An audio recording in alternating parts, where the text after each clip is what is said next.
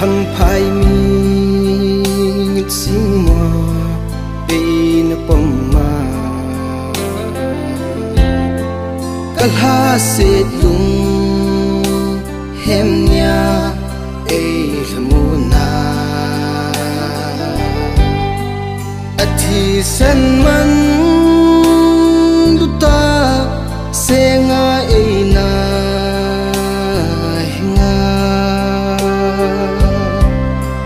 koi madang a hipo kachun an he o kachun kay di na lo pi e o kachun kay di naman tam he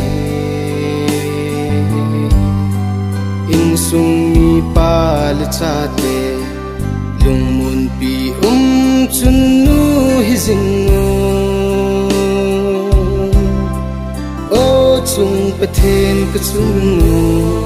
phat the hin pe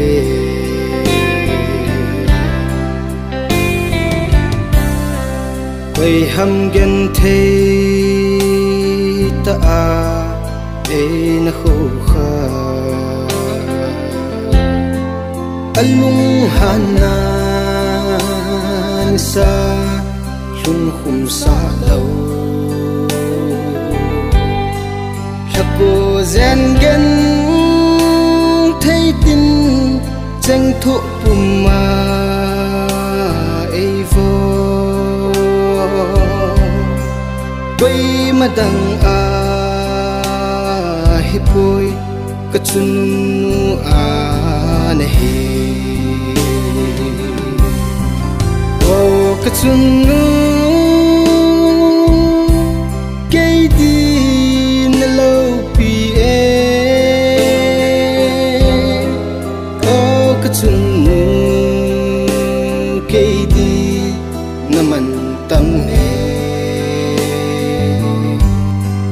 in sung mi pal chate lung mun pi chun nu hizing chung pathen ka chung nu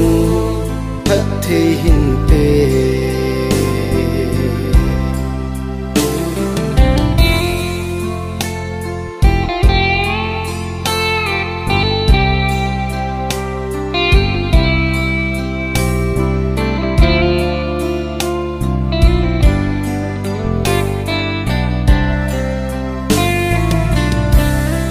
sana pa zem zo se sanga hoi zo in sung mi te tinga ko in nei bang me phapen pa cha za bol dinga lompe koi madang a hipoi kachun a na he o kachun kay di na lo pi e